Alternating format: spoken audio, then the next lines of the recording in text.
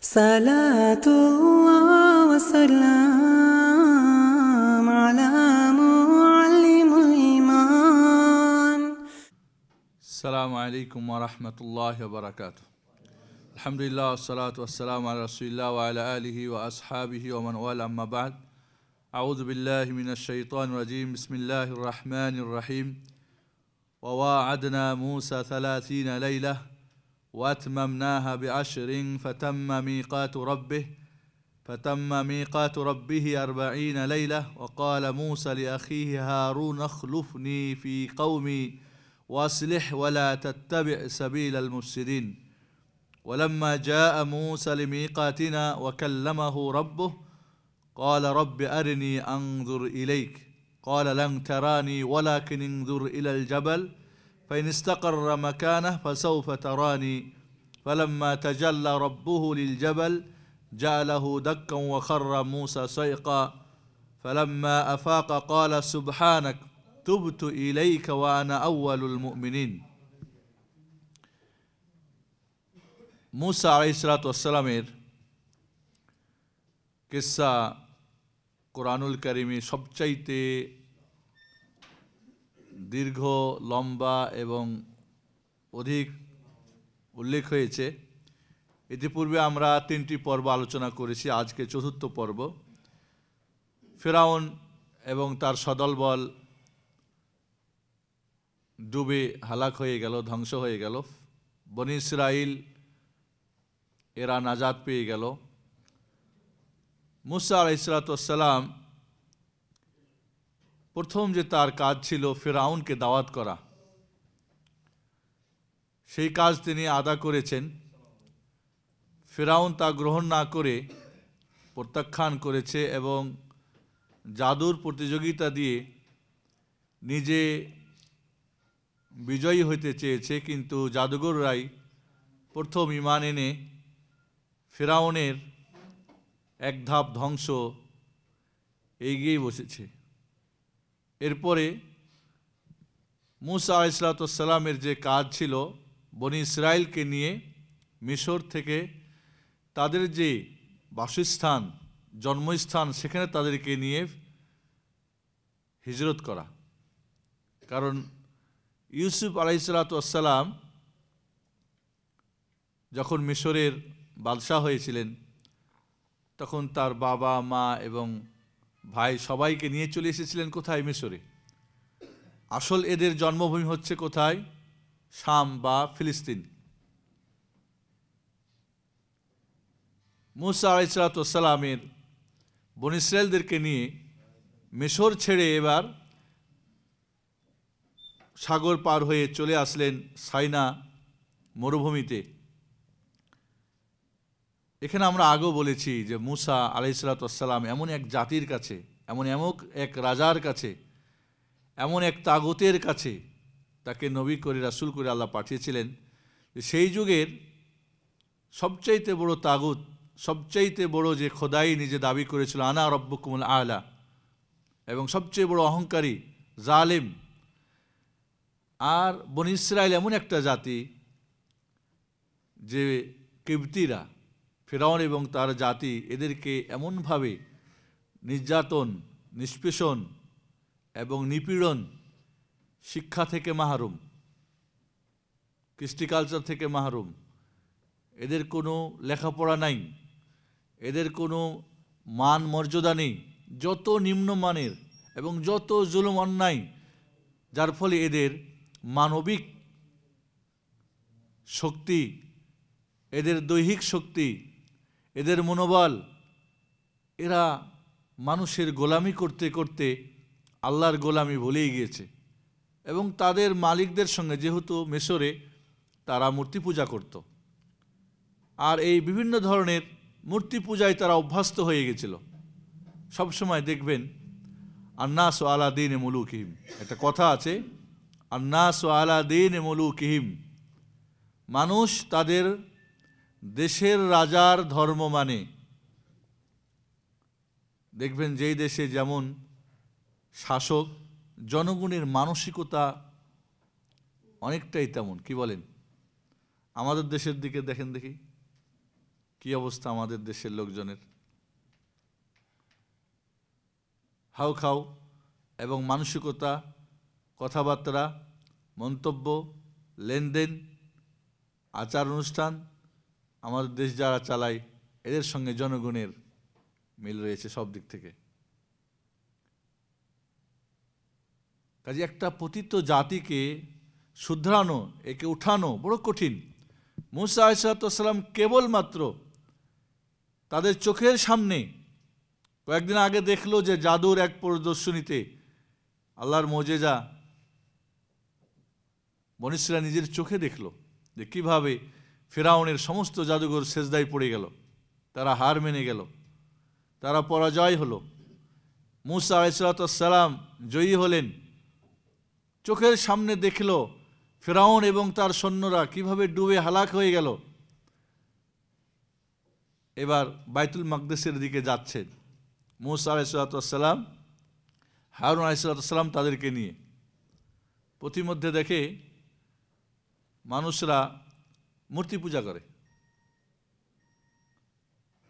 কোনো চিন্তা ভাবনা নাই, এদের নাই শিক্ষা দীক্ষা, ভালো মন্দ বুঝা। এদেরকে আল্লাহর তাওহীদের কথা, আল্লাহর ইবাদতের কথা মুসা আলাইহিসসালাম, হারুন আলাইহিসসালাম বুঝাতেই আছে। এবং এই কঠিন বিপদ থেকে নাজাত পেয়ে এই মুহূর্তে আল্লাহর উপরে তাওয়াক্কুল, আল্লাহর ইবাদত করবে কি? এই যে আল্লাহ না ইলাহান কামা লাহুম আলিহা, মুসা আমাদের জন্য একটা এরকম মূর্তি বানাই দেন, আমরা ওরা যেমন মূর্তির ইবাদত করছে আমরা এই মূর্তির ইবাদত করি। নাউজুবিল্লাহ। কারণ অভ্যস্ত হয়ে গেছে। অনেক মানুষ এখানে সৌদি আরবে থাকে, মোটামুটি দেখে বুঝে সব কিছু, দেশে গেলে আবার যেই সেই ঠিকই মিলাদ মাহফিল করে, বাড়িতে কুলখানি করে, বাপের মরা খায়, অমুকে যায়, বেদাত করে, নামাজ টামাজের সব কিছু মানে আমাদের দেশের হুজুরদের নিয়মে আবার। কারণ অভ্যস্ত হয়ে গেছে। 70 বছরের রাম বের হতে চায় না 1-2 দিন, এদের 2-4-5 বছরে। আমি এয়ারপোর্টে দেখি অনেক মহিলারা করে কি, যখন বিমান মানে ভিতরে ঢুকে যায় বোরকা টোরকা খুলে ব্যাগের মধ্যে ঢুকায় নেই, তার সৌন্দর্য প্রদর্শনী শুরু করে। কারণ মানুষের ভিতরে যখন একটা ঈমান না থাকবে, বাহ্যিকভাবে তাকে শুধরানো ক্ষণিকের ব্যাপার এটা। কারণ ভিতরে মুসা আলাইহিসসালাম তাদেরকে বললেন, তোমরা এখনই ভুলে গেলে তোমাদের এই আল্লাহর নিয়ামতের কথা? কিছুক্ষণ আগেই তোমাদেরকে আল্লাহ রাব্বুল আলামিন নাজাত দিলেন দুশমন থেকে।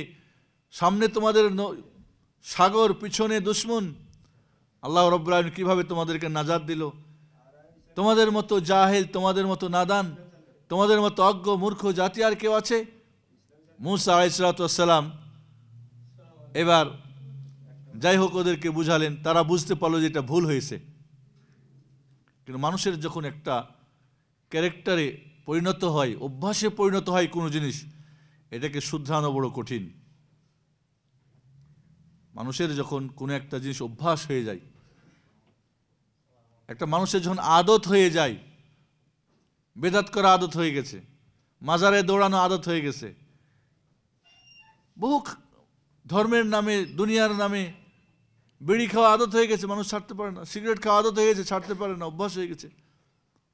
এই পতিত জাতিটা এতই এরা জঘন্য, যেখানে 2 জন রাসূল তাদেরকে গাইড করতেছেন, সেই মুহূর্তে বলছে আমাদের জন্য একটা মূর্তি বানাই দেন, ওদের যেমন মূর্তির ইবাদত করে। নাউজুবিল্লাহ।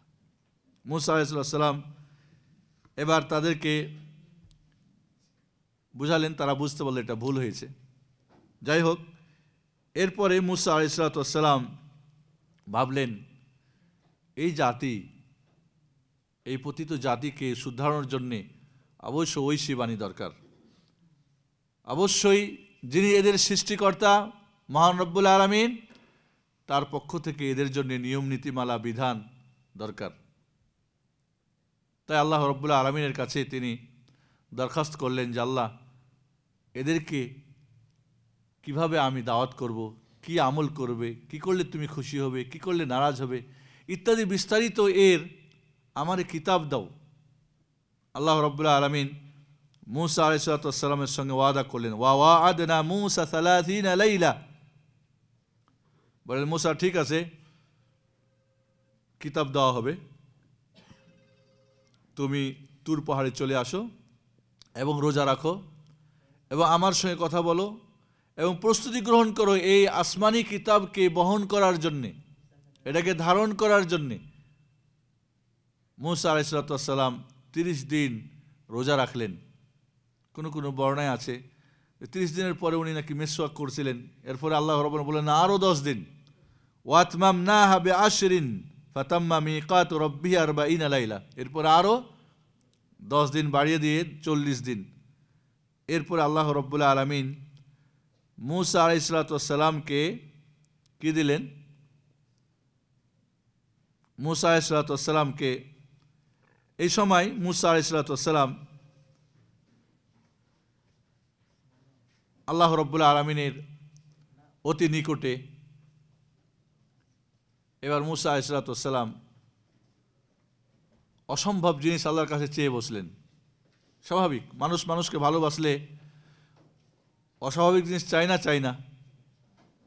তো যেখানে আল্লাহকে ভালোবেসেছেন, আল্লাহর দ্বারা সব কিছু হওয়া সম্ভব।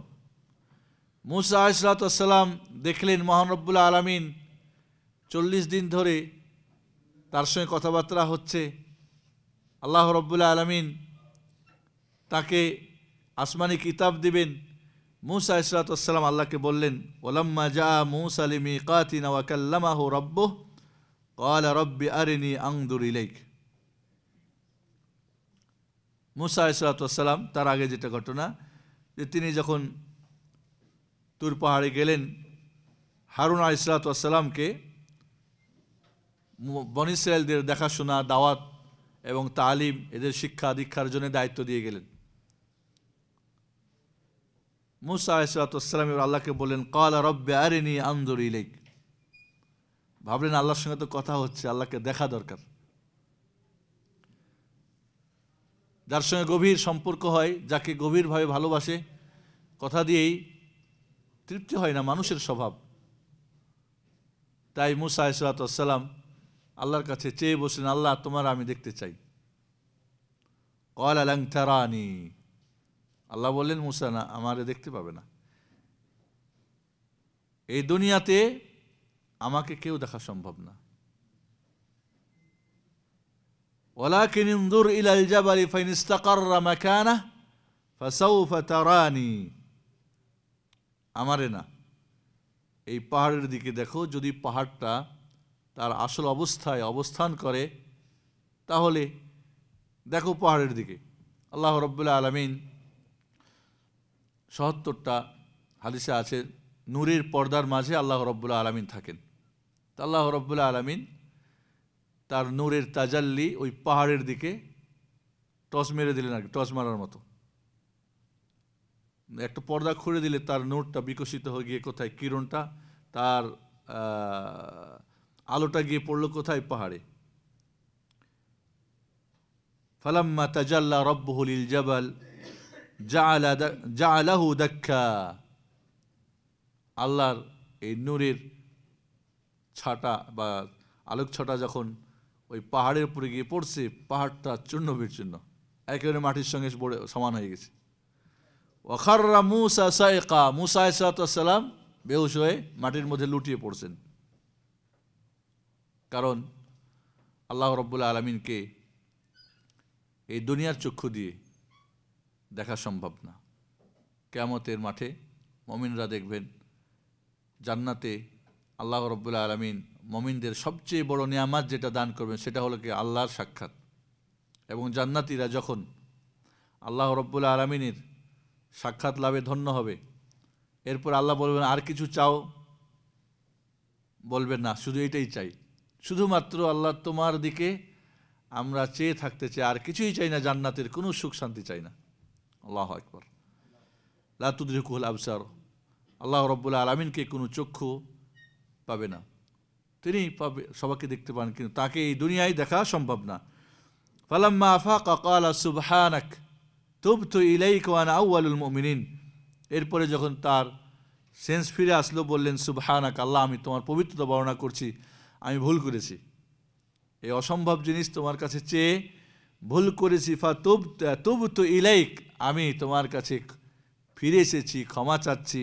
ওয়া আনা আউয়ালুল মুমিনিন, এবং আমি প্রথম মুমিনদের অন্তর্ভুক্ত। মোট কথা মুসা আলাইহিস সালাতু ওয়াস সালাম এবার আল্লাহ রাব্বুল আলামিন তাকে এবার রেসালাতের দায়িত্ব এবং তাকে যে কিতাব দিয়ে দিলেন, ক্বালা ইয়া মূসা ইন্নী ইসতাফাইতুকা আলান নাস বিরিসালাতি ওয়া বিকালামি। আল্লাহ বললেন, হে মূসা, আমার এই কথা, আমার এই রিসালাত দিয়ে, এই আমার পয়গাম দিয়ে তোমাকে আমি নির্বাচিত করলাম। ফাখুয মা আতাইতুকা ওয়া কুম মিনাশ শাকিরিন, এটাকে তুমি গ্রহণ করো এবং তুমি কৃতজ্ঞতা প্রকাশকারীদের অন্তর্ভুক্ত হয়ে যাও। ওয়া কাতাবনা লাহু ফিল আলওয়াহি মিন কুল্লি শাইইন মাউইদাতাও ওয়া তাফসীলান লিকুল্লি শাই। আর বোর্ডের মতো আর কি, একটা করে বোর্ড, তখ্ত, এর মধ্যে আল্লাহ রাব্বুল আলামিন পুরা তাওরাতকে লিখে মূসা আলাইহিস সালামকে দিয়ে দিলেন। এর মধ্যে ছিল ওয়াজ নসিহত এবং সব ধরনের কোনটা করবে কি করবে না, সব ধরনের বিধিবিধান ল দিয়ে, শরীয়ত দিয়ে দিলেন মূসা আলাইহিস সালামকে। বললেন ফাখুযহা বিকুওয়া, মজবুত করে এটাকে ধরো, এর আমল, এর প্রচার, এর দাওয়াত, এর তালিম, এর তরবিয়ত, এর শিক্ষা, এর দীক্ষা মজবুত করে দিবে। ওয়া আমুর কওমাকা ইয়াখুযু বিআহসানিহা, এবং তোমার জাতিকে নির্দেশ করবে যেন সুন্দরভাবে, ভালোভাবে, উত্তম, সর্বোত্তমভাবে একে গ্রহণ করে। সাউরিকুম দারাল ফাসিকিন, এবং ফাসিক মানে যারা ওয়াজিব ফরজ ত্যাগ করে, যারা ওয়াজিব ফরজ ত্যাগ করবে, এই ফাসিকদের ঘর কিন্তু আমি দেখাবো, সেটা কি? জাহান্নাম। যাই হোক, আল্লাহ রাব্বুল আলামিন মূসা আলাইহিস সালামকে কি করলেন? তাওরাত দিয়ে দিলেন। এদিকে মূসা আলাইহিস সালাম যখন 10 দিন আসতে দেরি করছেন, সামিরি বলে এক লোক একটা স্বর্ণ আর রূপা দিয়ে বাছুর বানাইছে, গরুর বাছুর। কারণ যখন মিশর ছেড়ে বনী ইসরায়েলরা চলে আসেন, তখন কিবতীদের, ফেরাও, মিশরীদের সোনাদানা এরা নিয়ে, যেহেতু এরা কাজকাম করতো ওদের বাড়ি ঘরে, ওদের কাছ থেকে ধারে নিত, এরা সাজগোজ করার জন্যে ব্যবহার করত। চলে আসার সময় এটা তো তড়িৎ ঘড়িৎ, হঠাৎ করে খবর, রাত্রে বের হতে হবে, এগুলি সব নিয়ে চলে আসে। সাগর পার হওয়ার পরে তাদের কাছে যে সোনাদানা রূপা যা ছিল, এগুলি তো মানুষের, হারাম, জায়েজ নেই। তাই সবাই করলো কি, এগুলিকে এক জায়গায় ফেলে দিল। সামিরি বলে এক লোক, বনী ইসরায়েলের ও স্বর্ণকার বা খোদাই বা শিল্পী কাজ করতে পারত, এগুলিকে সব এক জায়গায় করে মূসা আলাইহিস সালাম যখন আরও 10 দিন বেড়ে গেল, কারণ বলে গেছেন কয় দিনের কথা? 30 দিনের কথা। এখন 10 দিন বেড়ে গেছে, সামিরির মাথায় শয়তান এবার কুবুদ্ধি, বাছুর একটা বানাই। কারণ ফেরাউনরা, মিশরীরা বাছুর পূজা করত, মূর্তি, দেখেন না হিন্দুরা বিভিন্ন ধরনের কি বলে, সিংহ বানায়, গরু বানায়, কি বলে, হনুমান বানায়, হ্যাঁ? তো এইভাবে পূজা, শয়তান একই তো ওস্তাদ, সব জায়গার ওস্তাদ কে? শিরকের ওস্তাদ শয়তান। তো স্বর্ণের আর রূপা দিয়ে একটা সুন্দর করে বাছুর বানিয়ে এটাকে হাওয়ার মধ্যে যখন বসিয়ে দেয়, পিছন দিক থেকে হাওয়া ঢুকলে, সামনের দিক থেকে হাওয়াটা বের হলে গরুর মতো চিল্লাই। কোনো কোনো বর্ণায় আছে যে যখন জিবরিল আমিন আলাইহিস সালাম ফেরাউনকে ওই সাগরের মধ্যে নামাবের জন্যে আর এই মুজিজা সহযোগিতা করার জন্য এসেছিলেন, তখন ওই সামিরি দেখেছিল যেখান দিয়ে জিবরিলের ঘোড়াটা যাচ্ছে, জিবরিল যেখান দিয়ে যাচ্ছে সব কিছু জীবন্ত হয়ে যাচ্ছে। শুকনা জায়গায় হাঁটলে সেখানে সবজি হয়ে যাচ্ছে, কি বলে, তারুতাজা হয়ে যাচ্ছে, সেখানে সুজলা সুফলা হয়ে যাচ্ছে। তো ওইখান থেকে এক মুঠ মাটি নিয়ে রেখে দিয়েছে। এবার যখন বাছুর বানাইছে, ওর মধ্যে ওই মাটিটা যখন দিয়েছে, তো এই বাছুরটা তো একটা সোনার উপর, ওটা হয়ে গেছে জিন্দা, মানে জীবিত বাছুরের মতো। এটা একটা তো অলৌকিক ব্যাপার। সামিরি বলল বনী ইসরায়েলদেরকে, আরে এই বাছুরটার তোমরা ইবাদত করো, এটাই তোমাদের খোদা। কয় মুসা আমাদেরকে না এখানে রেখে গেছে আল্লাহর ইবাদত করার জন্যে। কয় মুসা ভুলে গেছে, আসলে এটাই তার খোদা। মুসা এই দেখো না, ওই জন্য আসে না। যাই হোক, সাধারণ মানুষকে বোঝানো যে কত সহজ। আজ দেখেন না বাংলাদেশের মাটিতে শিরক আর বেদাত কিভাবে হয়। এক শ্রেণীর ধর্ম ব্যবসায়ীরা মানুষের কিভাবে এই যাদের মধ্যে দিনের কোনো জ্ঞান নেই, মূর্খ, দিন সম্পর্কে একেবারে অনভিজ্ঞ, যাদের ধর্ম নিয়ে কোনো মাথা ব্যথা নেই, এই লোকগুলিকে দেখেন না কিভাবে বোকা বানায়। শুনেন না বিভিন্ন ঘটনা, দেখেন না কিভাবে সেজদা করে মাথায় গিয়ে। আমার নিজের চোখে দেখেছি মহিলারা পীর সাহেব পুরা ওর গায়ে যেভাবে মারপেট থেকে জন্মগ্রহণ করে ওই অবস্থায় বসে আছে, আর মহিলা 8-10 জন ওকে গোসল দিচ্ছে, আর ওই পানিগুলো ধরে ধরে নিয়ে রাখছে, খাচ্ছে, গায়ে মাখতেছে। শুনলেন না ইন্ডিয়াতে সাগরের পানি খাইতে লাগলো সব, আর কলসি ভরে দিতে লাগলো। এইভাবে যখন মানুষের সম্পর্ক আল্লাহর সঙ্গে না থাকে, যখন মানুষের তাওহীদি জ্ঞান না থাকে, মানুষের যখন ঐশী কোরআন ও সুন্নাহর বা আসমানি জ্ঞান না থাকে, তখন এদের চাইতে অবোধ। আমি নিজের চোখে দেখেছি বড় বড় ইঞ্জিনিয়ার, ডাক্তার, বড় বড় আর্মি অফিসার গিয়ে মাজারে লুটিয়ে লুটিয়ে কাঁদতেছে। পাগলা ল্যাংটা জট বাঁধার পায়ে ছুঁয়ে সালাম করে তার ওই গান্দা হাতগুলি তার গায়ে হাতে মুখে নিচ্ছে। কেন? ওর কি জ্ঞান নেই? অনেক বড় ডাক্তার, অনেক বড় পণ্ডিত, বাংলাদেশের লেফটেন্যান্ট জেনারেল, দেখলেন না কিভাবে আর একজনের মুরিদ হয়ে তার দরবারে তার শয়তানের খানকা থেকে কি করে। এইভাবে মানুষের যখন আল্লাহর তাওহীদি জ্ঞান না থাকে, ঐশী বাণীর সঙ্গে যখন সম্পর্ক না থাকে, শয়তান এদেরকে নিয়ে যদি আমরা বিভিন্ন জাতির শিরকের ইতিহাস পড়ি, আশ্চর্য ধরনের ঘটনা। কিভাবে মানুষকে বেকুব বানায়, কিভাবে মানুষকে উল্লু বানায়, কিভাবে মানুষকে একেবারে। এইভাবে মুসা আলাইহিস সালামের এই সামিরি এদেরকে বাছুর পূজা শুরু করাই দিল, এবং একে সেজদা করে, এর চতুর্দিক দিয়ে নাচে, গান গায়, আনন্দ করে। মুসা আলাইহিস সালামকে আল্লাহ রাব্বুল আলামিন তুর পাহাড়েই খবর দিয়ে দিলেন, মুসা তোমার জাতি কি করছে? বাছুর পূজা শুরু করেছে। মুসা আলাইহিস সালাম আল্লাহর জন্যে রাগান্বিত হয়ে, এমনি মুসা আলাইহিস সালাম রাগী মানুষ ছিলেন, তিনি সেখান থেকে পাহাড় থেকে দ্রুত নেমে আল্লাহর কাছ থেকে বিদায় নিয়ে চলে আসলেন। এসে দেখে ঠিকই মানুষজন কি করতেছে, ওই বাছুরটার চতুর্দিক দিয়ে নাচতেছে আর গান গাচ্ছে আর সেজদা করছে, ভোগ দিচ্ছে।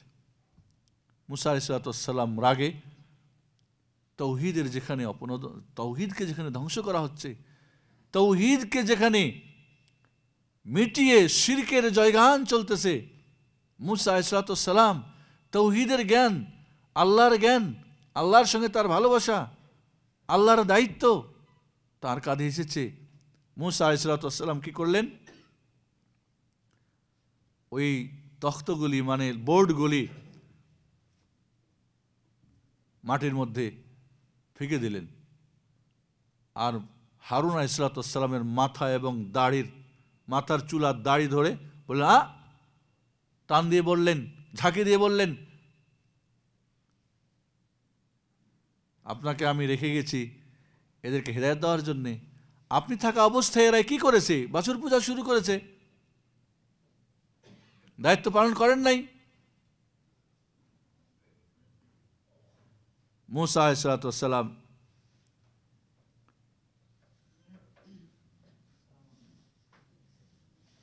হারুন আলাইহিস সালাম বলেন, দেখো মায়ের ছেলে ভাই,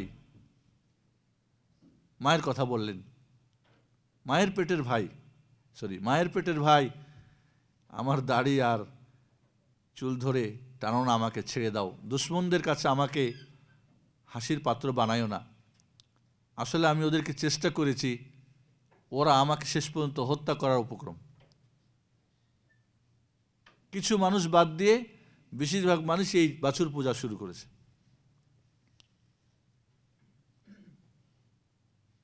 এবং ওরা বলছে ঠিক আছে মুসা আসুক, তারপরে দেখা যাবে। তা আমি তাদের সঙ্গে যদি এই নিয়ে বাছুরটাকে ভেঙে দিতাম বা বেশি জোরাজোরি করতাম, শক্তি প্রয়োগ করতাম, তাহলে হয়তো খুন খারাপই হবে, আরও বেশি বিপদ হবে। তাই আমি চুপ করে আছি, আপনার প্রতীক্ষায় আছি। মুসা আলাইহিস সালাম রাগী মানুষ ছিলেন, শক্ত মানুষ ছিলেন। হারুন আলাইহিস সালাম তার বিপরীত, খুব নরম প্রকৃতির মানুষ ছিলেন। তাই এদের প্রতি খুব শক্ত করে, কঠিন করে, যেরকম ওনার স্বভাবগতভাবে পারছেন না, আর একদিকে তারা তাকে হত্যা করার ষড়যন্ত্র করতেছে। যাই হোক, মুসা আলাইহিস সালাম এবার কি করলেন, বনী ইসরায়েলদেরকে, এবার ভাইকে ছেড়ে দিয়ে বনী ইসরায়েলদেরকে বললেন, তোমরা এইসব কি শুরু করেছ? খুব রাগান্বিত হয়ে, খুব জোরে, এইসব কি শুরু করেছ? তোমরা ফেরাউনের নির্যাতনে ছিলে, তোমরা সব দাসদাসী হয়েছিলে, তোমাদের সন্তানদেরকে তারা হত্যা করেছে। এই কিছুদিন আগে তোমাদেরকে আল্লাহ রাব্বুল আলামিন দুশমন থেকে নাজাত দিয়ে দুশমনকে চোখের সামনে হালাক করেছে, ধ্বংস করেছে, এরপরেও তোমরা সেই আল্লাহর সঙ্গে এই ব্যবহার। তারা ভুল বুঝতে পারল। মুসা আলাইহিস সালাম বললেন, তোমাদের এই ভুলের জন্যে তওবা করতে হবে। এবং তওবার নিয়ম কি? তওবার নিয়ম হলো, যারা বাছুর পূজা করেছো আর যারা করো নাই, যারা বাছুর পূজা করেছো আর যারা করো নাই, একে অপরকে হত্যা চালাইতে হবে। কোনো বর্ণায় আছে, আল্লাহ রাব্বুল আলামিন মেঘমালা দিলেন, অন্ধকার হয়ে গেল, সবার হাতে একটা করে খোলা তরবারি, মারো যে যাকে যে পারো, সামনে যাকে পাবে মারতে হবে। কে মরবে আর কে বাঁচবে দেখা দেখি নেই। যতক্ষণ পর্যন্ত মেঘমেলা না সরে যাবে হত্যা চালাতে থাকতে হবে। অন্ধকার, ঘুটঘুটি, কেউ কাউকে দেখে না।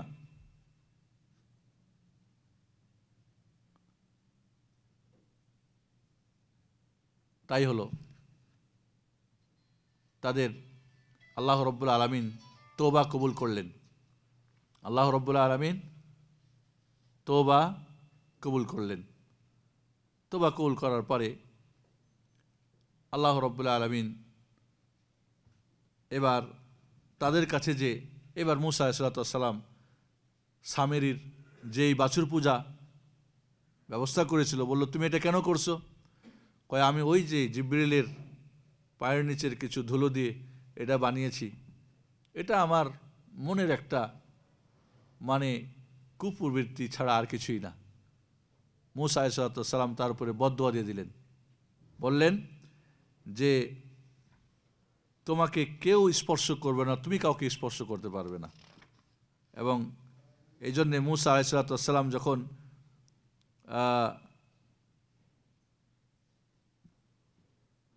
সামেরিকে এই বদদুয়া দিয়ে দিলেন, সামেরি তখন পশু জীবজন্তুর সঙ্গে বসবাস করা শুরু করলো।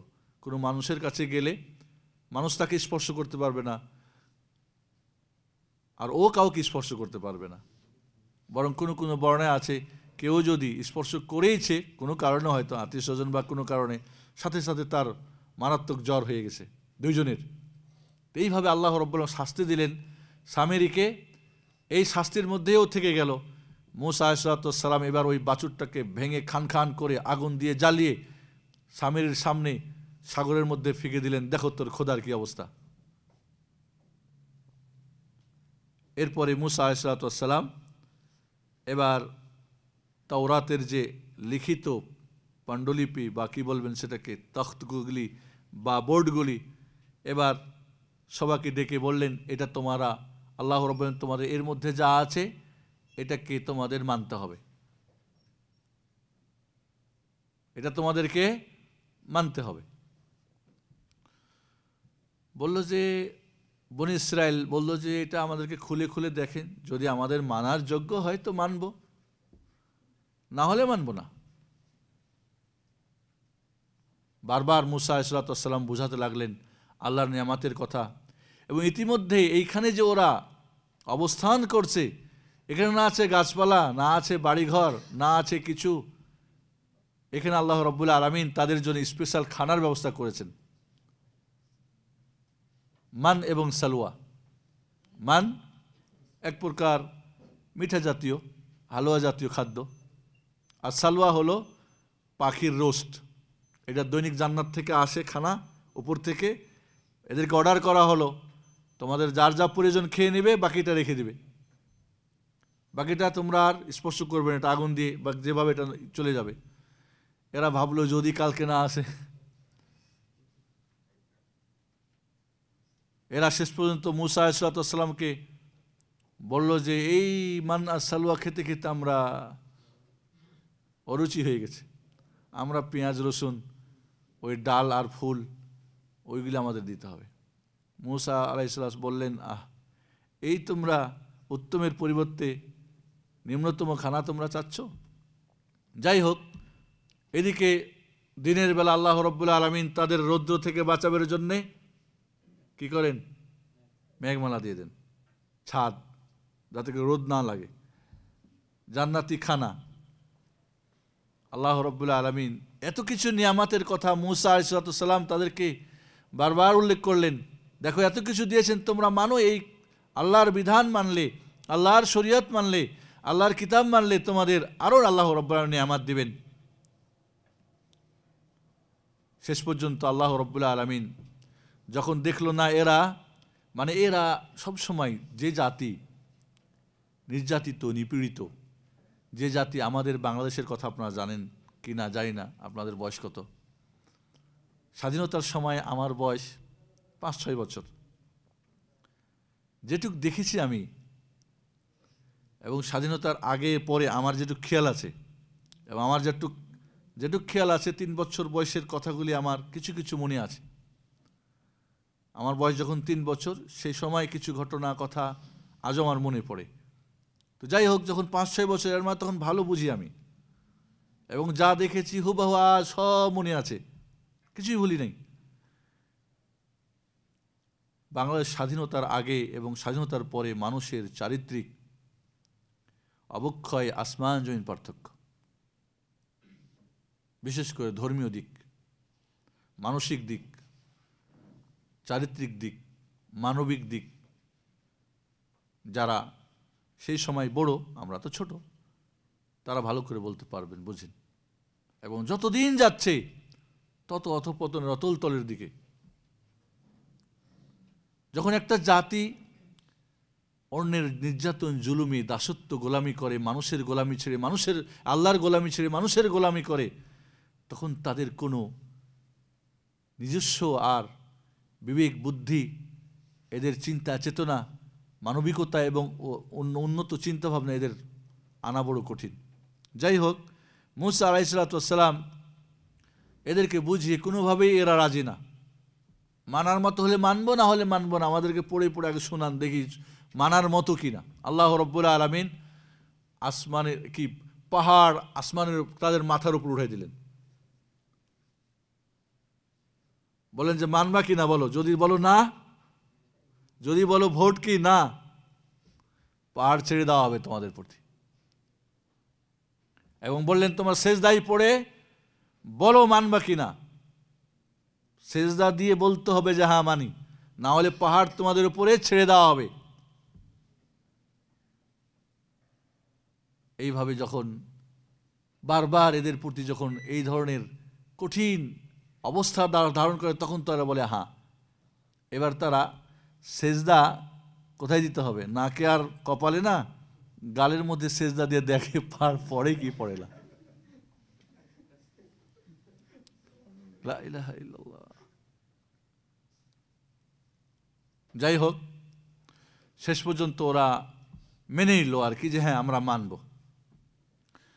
এখান থেকে তারা উত্তীর্ণ হলো পাহাড় সরে গেল। আবার এরা অজুহাত দেখাতে লাগলো, কয় এইটা যে আল্লাহর কালাম, আমরা না শোনা পর্যন্ত বিশ্বাস করি না। এটা আমাদেরকে শোনাতে হবে যে আল্লাহ নিজে বলে দিবেন যে হ্যাঁ এটা আমার পক্ষ থেকে তোমাদের জন্য দেওয়া হলো। ইত্রামিটার দেখছেন কত। তো মুসা আলাইহিসসালাম কি করলেন? 70 জন মানুষকে নির্বাচন করলেন যে ঠিক আছে, তোমাদের মধ্যে যারা শিক্ষিত, ভালো, দিনদার, পরেশগার, এমন তোমরা 70 জন মানুষ নির্বাচন করে এদেরকে নিয়ে আল্লাহ রব্বুল আলামিনের সঙ্গে মুসা আলাইহিসসালাম কি করলেন? এই লোকগুলিকে নিয়ে যাবেন।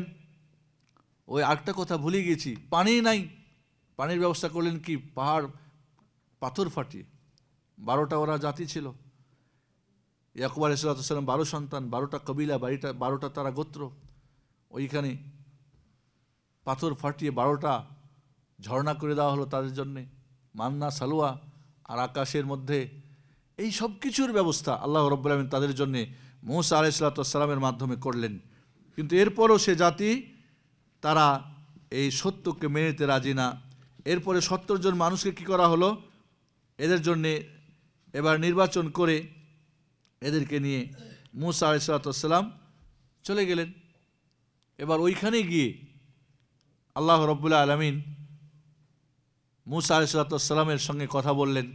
তারা সরাসরি শুনতে পাচ্ছে যে হ্যাঁ এটা আমার আল্লাহর পক্ষ থেকে এই তোমাদের দেওয়া হয়েছে তাওরাত, এটা তোমাদের জন্য বিধান, এর মধ্যে তোমাদের জন্য রাহমাত রয়েছে, এর মধ্যে তোমাদের জন্য হেদায়েত রয়েছে। ওইখানে এখন ওরা বলতে শুরু করলো। যখন এটা হয়ে গেল, শুনলো সবাই যে হ্যাঁ এটা আল্লাহর নিজে সত্যায়ন করে দিলেন, ওরাও শুনতে পেল। বলল মুসা, না, এই শোনা কথা যথেষ্ট না, আমরা আল্লাহকে দেখতে চাই। আল্লাহ সরাসরি আমরা দেখব, তিনি বলবেন, আমরা শুনব। এটা শুধু শোনা আমরা না, চোখ দিয়ে দেখতেও চাই। লা ইলাহা ইল্লাল্লাহ। এরপরে মুসা আলাইহিসসালাম আল্লাহ রাব্বুল আলামিনের কাছে তাদের জন্য এই দরখাস্ত করলেন, কারণ মুসা আলাইহিসসালাম তাদের হেদায়েতের জন্যে প্রাণ দিয়ে, মন দিয়ে, সব কিছু দিয়ে কীভাবে এই লোকগুলি হেদায়েত পাবে? ঠিক আছে, যদি আল্লাহ দেখা দিয়েই দেন আর এরা মেনেই নেই, হেদায়েত পেয়েই যায়। জাতির এক মহাব্বত, জাতির হেদায়েতের মহাব্বত। আমরা হাদিয়ার মহাব্বত করি, ঠিক না? কি এক শ্রেণীর হুজুর আছে না যারা হাদিয়ার মহাব্বতে দিনের কাজ করে না? এবং সেখানে গিয়ে উল্টোপাল্টো করে, শিরকের মতো অন্যায়, বিদআতের মতো অন্যায়, দিনকে ধ্বংস করার মতো অন্যায়, কোরআন ও সুন্নাহকে গোপন করার অন্যায়, সব ধরনের। নবী রাসূলগণ ছিলেন মানুষের হেদায়েতের হিতাকাঙ্ক্ষী, আগ্রহী। তাদের জীবনের সব সুখ স্বাচ্ছন্দ্যকে বিসর্জন দিয়ে তারা মানুষের হেদায়েতের জন্যে কত কিছুই না করেছেন। মুসা আলাইহিসসালাম তার জাতি বনি ইসরায়েলের হেদায়েতের জন্যে শেষ পর্যন্ত আল্লাহর কাছে চাইলেন, আল্লাহ, এরা যখন তারা এই জেদ শুরু করলো যে দেখতে চাই, লা নু'মিনা লাকা হাত্তা নারাল্লাহ জাহারাতান, একেবারে চোখে চোখে যতক্ষণ না দেখবো ততক্ষণ পর্যন্ত এই সমস্ত প্রতি ঈমান আনি না। আল্লাহ রাব্বুল আলামিন রাগান্বিত হয়ে এদের প্রতি বিকট এক আওয়াজ, আসমানি আওয়াজ, যার ফলে এরা সবাই মরে সাবাট। এরা সবাই কি হলো? মরে এবার শেষ হয়ে গেল। মুসা আলাইহিসসালাম তিনিও বেহুশ হয়ে গেলেন এই প্রকট আওয়াজ শুনে। এবার মুসা আলাইহিসসালাম যখন হুঁশ ফিরল, এবার মুসা আলাইহিসসালাম, ইয়া মুসা লা নু'মিনা লাকা হাত্তা নারাল্লাহ জাহরা, মুসা আলাইহিসসালাম এবার আল্লাহর কাছে দোয়া করা শুরু করলেন। বলেন, আল্লাহ, এই লোকগুলি যদি এখন এখানে মরে যায় আর আমি যদি একাই ফিরে যাই, আমাকে কি বাকিরা রাখবে? বললো, আমাদের লোকজন কি করছো বা করছেন, মহাবিপদ। আল্লাহ মুসা আলাইহিস সালাম আল্লাহর কাছে দোয়া শুরু করলেন যে আল্লাহ এদেরকে জীবিত করে দাও। এই বোকারা, এই নির্বোধরা যেটা চেয়েছে, অসম্ভব জিনিস তোমাকে দেখতে চেয়েছে, অন্যায় করেছে, তুমি এদেরকে বিকট আওয়াজ দিয়ে মেরে ফেলেছো, এদেরকে জিন্দা করে দাও, জীবিত করে দাও। বোকারা যা করেছে, নির্বোধরা যা করেছে, এর জন্য আমাদেরকে ধ্বংস করো না। আল্লাহ রাব্বুল আলামিন দয়াপরশ হয়ে আবারও কি করলেন? তাদেরকে জীবিত করে দিলেন। জীবিত করে দিয়ে আল্লাহ রাব্বুল আলামিন, যাই হোক, মুসা আলাইহিস সালাম এবার ওদেরকে নিয়ে ফিরে আসলেন। আবার ফিরে আসার পরে এখানে মুসা আলাইহিস সালাম আল্লাহর কাছে একটা আবেদন জানিয়েছিলেন। এটা তো আমাদের লম্বা হয়ে যাবে, দরকার নেই। এবার মুসা আলাইহিস সালাম ওদেরকে বললেন, এক কাজ করো তোমরা, এবার বাইতুল মাকদেস আমাদের যে টার্গেট, আমাদের জন্মস্থান, সেখানে আমরা চলো। এরা যখন যেতে যেতে বাইতুল মাকদেস এবার যাবে, ওখানে যখন ইউসুফ আলাইহিস সালাম তার বাবা এবং তার ভাইদের মাকে যখন মিশরে নিয়ে চলে গেছিলেন, তখন এই বাইতুল মাকদেসের আমালেকা একটা জাতি, এরা এখানে প্রভুত্ব বিস্তার করে এবং এরা খুব দুর্ধর্ষ এবং খুব শক্তিশালী, শৌর্যে বীর্যে এরা কঠিন। কওমান জব্বারিন, শক্ত জাতি, যুদ্ধে এরা পারদর্শী। মুসা আলাইহিস সালাম বললেন যে তোমরা বাইতুল মাকদেসে প্রবেশ করো, ওদের সঙ্গে জিহাদ করতে হবে। বলল না, কারণ এরা দাসত্ব করে, মানুষের দাসত্ব করে, এদের মনে কোনো বল নেই। আল্লাহ যাদের মদত করবেন তাদের সঙ্গে নবী আছে, রসুল আছে, তাওরাত আছে না। এরা আবার করলো কি, কয় না আমরা বাইতুল মাকদেস যাব না, আবার আমরা মিশরে ফিরে যাব, আমাদের যে বাড়িঘর ভাঙা ফোটা যা আছে ওইখানে আমরা যাব। এরা সকালবেলা রাস্তা চলা শুরু করে, কোথায় যাবে? মিশরে। মাত্র 10 মাইলের একটা ময়দান, সারাদিন এইখানে ঘুরে ক্লান্ত হয়ে শুয়ে যায়। সকালবেলা মনে করে আমরা সকালবেলা বাকিটুক রাস্তা পাড়ি দেব, ঘুরে ফিরে দাঁড়িয়ে যেখান থেকে শুরু করেছিল সকালবেলা, আবার যখন ঘুম থেকে উঠে দেখে ওইখানেই ওরা। 40 বছর আল্লাহ রাব্বুল আর এক আযাব দিলেন তাদেরকে। কি আযাব?